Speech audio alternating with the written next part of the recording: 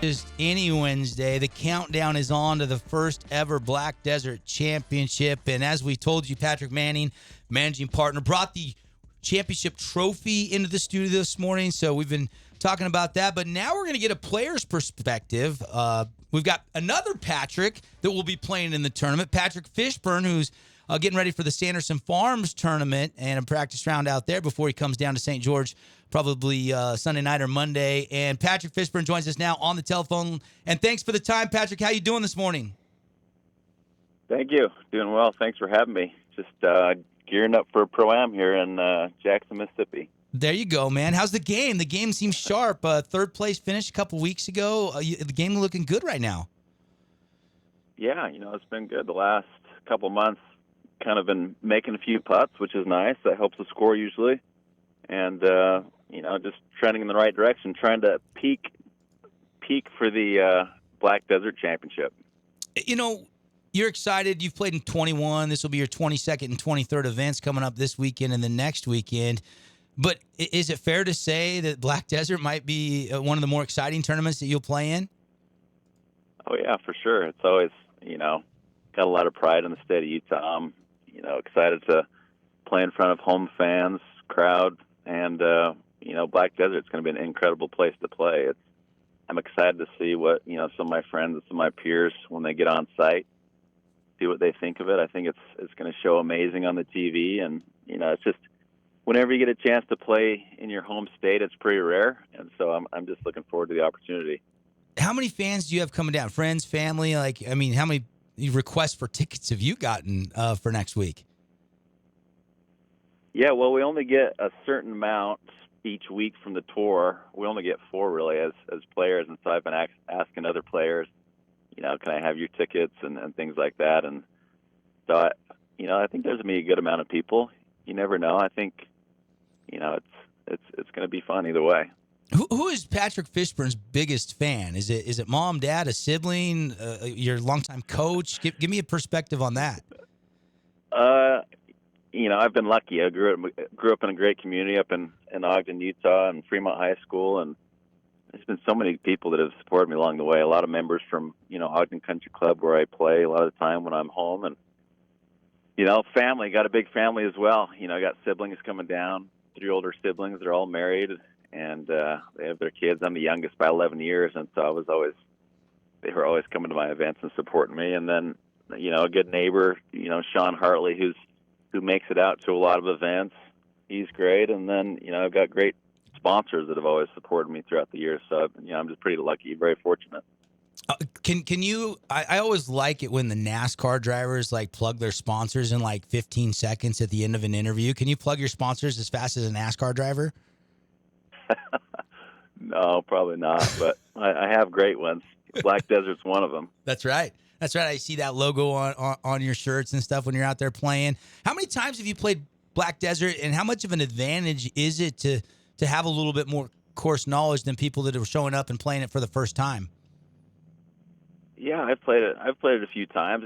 It's a big advantage. It's a golf course that, there's pretty much a decision to be made on every single tee box. You're going to decide, if you're going to play aggressive, there's a big reward if you can pull it off. But if you decide to go that route, there's a lot of trouble that can creep in. Some big numbers that can creep in. And so it's, for me, having a few more rounds over the rest of the field is a big advantage, especially some of these tee shots where you don't really see the landing area. And then, a big part is second shots into the greens. Knowing some of these green complexes, there's some spots where you can use the slope to get it close, or if you miss that spot, though, you're going to have a really tricky 2-putt, and there's just lots of different options and to play the course tee to green. I think that's what players like. I think that's what fans like. There's a lot of risk or reward, a lot of things that can happen out there. And so when you have a course like that, the more times you've been around it, the better. I think you're going to win on tour. In fact, I have not made it a secret. I think you're my pick to win the Black Desert Championship. I've been telling my listeners that. Your game seems like it's on point right now, the familiarity. I'm curious, how many drivers do you think you will hit in the Black Desert Championship, say in the first round? I mean, is it just the par fives, or will you rip it on some of the par fours? It'll all be, it's a lot of it is wind direction, how fast is the fairways going, and just kind of where the run out areas are. So I mean, conditions will determine that, but I don't know. It's definitely on all the par fives, and maybe a few of the par fours, but it's all about the wind direction. I like to cut the ball, so if I have a left to right wind, that's not a very comfortable wind because if I catch it all off the heel, it's going to go farther to the right. Now, a right to left wind, I'm probably going to play aggressive with that wind and send driver up there. So it just kind of depends on what's going on in the situation and kind of how I'm feeling. I don't really stick to a game plan. I kind of get on the tee and I kind of feel what feels right at that moment. So we'll see. I like that mentality. Yeah, plans can change. Even if you do have a plan, plans can change. Patrick Fishburn, PGA golfer with us here. What about the rest of the guys in this field? I know you're buddies with Zach Blair. You guys played in the Zurich together. You guys going to have dinner, when you guys are down here? Or do you guys go out and have dinner when you're on the road and some of the other events you're both teeing it up in? Yeah, for sure. Yeah, it's everyone's kind of on different schedules and kind of doing their own thing, and it kind of depends as families traveling. But we usually get dinner once every few events, and then I'm good friends. I play a lot of practice rounds with a couple of guys from Las Vegas. Taylor Montgomery, I think he's going to be in the field, and then Harry Hall is also from Vegas, and so usually hang out with those guys, and then there's probably a pool of about 10 or 12 guys that I try to play practice rounds with. You don't really make tee times for Tuesday. You kind of set it up in advance, or sometimes depending on what you're doing with your equipment, you'll show up and just whoever's on the tee. It's nice that way. You just kind of do what you want. Some guys play 9 holes, some guys play 18 holes. It kind of varies every week. Go ahead, Patrick. Yeah. So Patrick, Taylor Montgomery is supposed to be having a B on his collar for this tournament that you're going up in. So maybe text me and let me know if he got the B on his collar. Taylor's a lot of fun. He's probably the best putter I've ever seen in my life. It's unbelievable. It's kind of he's a stressful person to play a match against because anywhere he's on the green is probably going to go in. So he's a lot of fun, and we've kind of had a good time the last few years going through the Corn Ferry, and now we're both on the PGA together. It's been a lot of fun. So, Devin, you mentioned going for the drivers. I'm really anxious to see holes 4 and 15. Those are the Time Wise Cup signature reachable par 4s. They're both around 320 yards, so that could be a couple fun holes. You're PXG, right, Patrick? Give everybody a little glimpse inside the bag. What are the specs on the driver? What degree wedges you're playing? Some of the golf geeks out there like myself are curious to know what's in the bag. So my PXG contract, it's a great contract because it provides quite a bit of flexibility. It's just 8 clubs, and so that I have PXG. I think they're the 0211 ST irons with a PXG Sugar Daddy pitching wedge, and that's my 8 clubs. And then I still have, I play 3 Vokey wedges, and then I kind of shift around depending on course situation. I'll throw in a PXG 2 iron, and then I have a weak hybrid. I have a strong hybrid, depending on the situation, and then a club that I like a lot. It's the Mini TaylorMade burner driver, and then I have my Callaway driver that I've been using. That's been a big key for me the last few months when I switched to that. And so those 8 irons and wedge kind of stay put, but the rest of it kind of rotates around. And then I have a Gelbird Odyssey putter that I've been using the last couple months, and I've been putting a lot better. So it shifts around depending on the course. I've been toying with the idea going and getting a Jailbird. I've been switching between the Ping Hardwood and the Spider. You might have just sold me if you're playing a Jailbird. So many people are switching to that Jailbird. It must be good, right?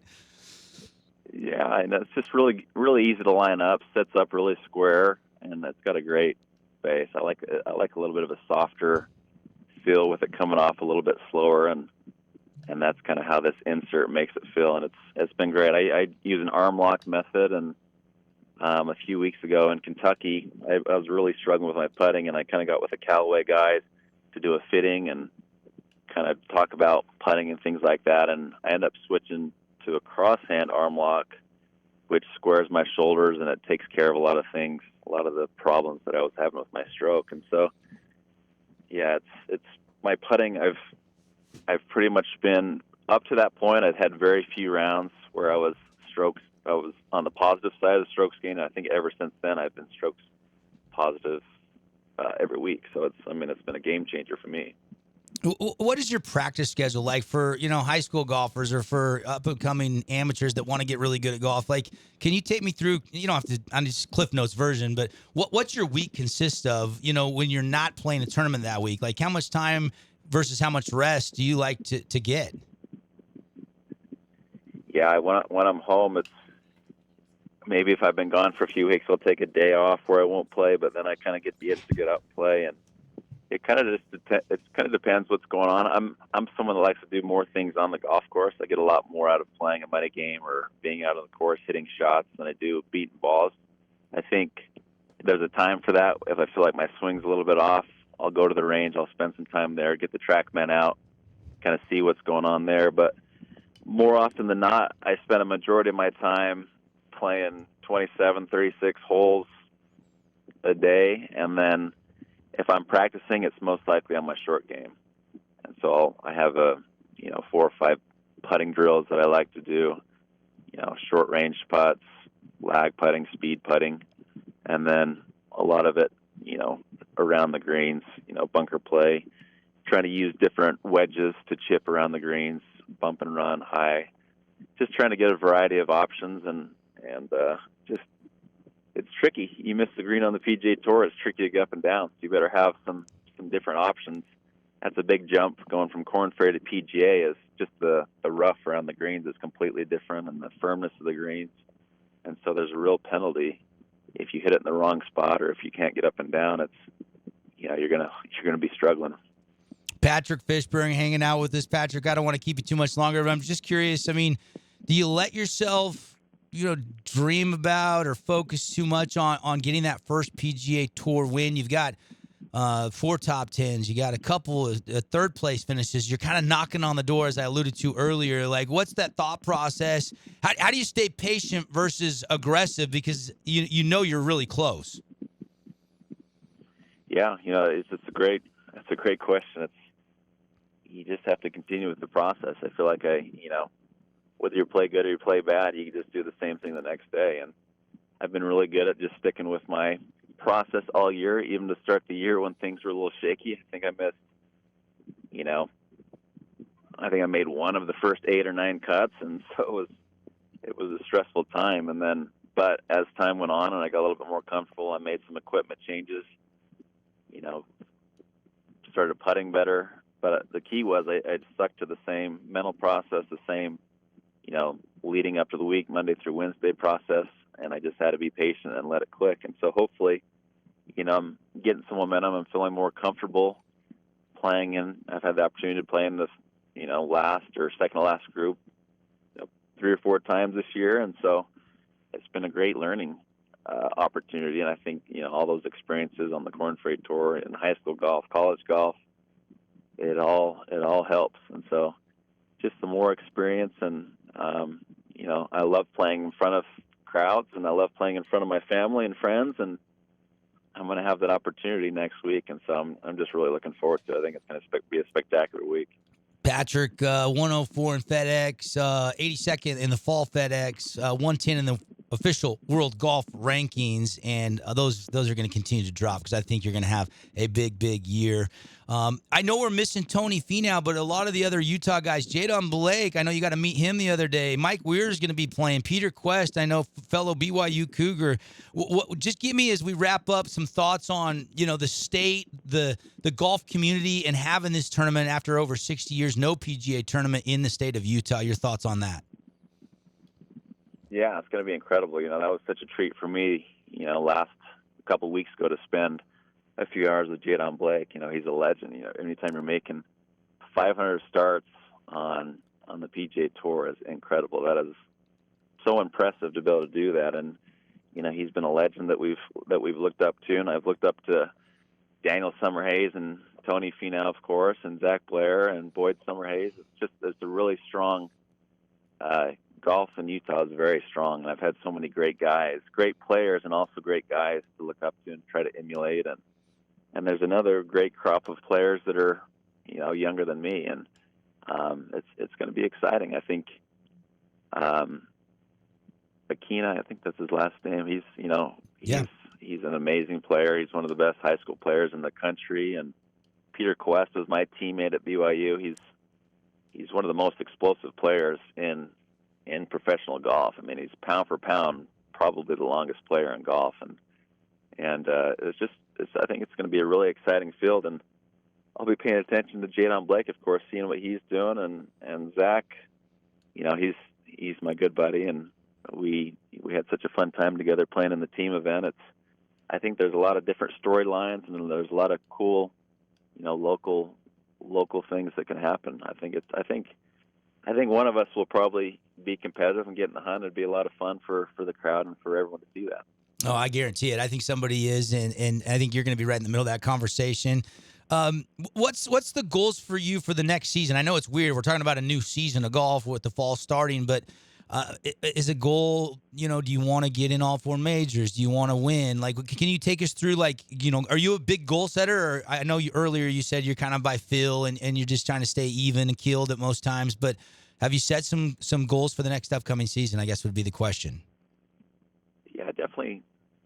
Through in my mind, I've thought about different things. I'm more of a day-to-day, sticking to the process guy, and then the things will happen as they come. But next year will be big for me. This year, as a rookie, it was a challenge getting into some events based on your priority ranking and things like that. But next year, I'll have full status, and I'll get into tournaments like the Waste Management, the Players Championship. I'll get into Sony. I was the first alternate for that one. I didn't get in that one. And then, throughout the year, I won't have to worry. I'll have plenty of events, plenty of opportunities to play anywhere I need. And the big step for me next year is to play well enough to get into the signature events, because that's a huge deal for points to get into those. And there's a lot more money to play for. And then you start, qualifying for majors, and so it'll be exciting. I'm excited for the opportunity to play, and I've watched a lot of these tournaments my entire life, ever since I was a kid, 8 years old, thinking about playing on the PGA Tour. So it's going to be a really cool moment to be playing in the Players Championship and playing in, hopefully some major championships. And I want to be competitive, and I think my game's getting better and better. So it's going to be a lot of fun. As you're talking about as a little kid watching the game of golf, is there a fantasy foursome, 3 guys on tour that if you got paired with them at Augusta or at the U.S. Open that you might be a little bit starstruck by? Michael Jordan's like the guy that I want to play with the most in my life. But as far as golf, I think Tiger. I've played with Phil Mickelson, and that was a treat. So probably, I think if I got paired with, Tiger and Phil, that would be pretty wild. You better. I've played with a lot of the guys I've played in college a lot with Scotty and Scheffler and Morikawa and, of course, Finau. And so I feel like Tiger and Phil would be the ones that I'd probably be a little more nervous with them. If you got Tiger, Phil, and Michael in the same group, you better bring a fat wallet to that game, right? I might just want to ride in the cart there and just kind of see what goes on rather than play. That might be one you just want to be a spectator, because I'd probably walk away with no dough in the bank. Patrick Fishburn, hey, thanks for the time, man. You've been gracious with your time. Southern Utah, the state of Utah, Black Desert, I know is excited to have you, and I know fans and our listeners are going to be excited to go out and watch you play next weekend. And best of luck, safe travels, and hopefully I'll get a chance to meet you and see you next week. Yeah, perfect. Thanks so much for having me on. Patrick Fishburn, everybody.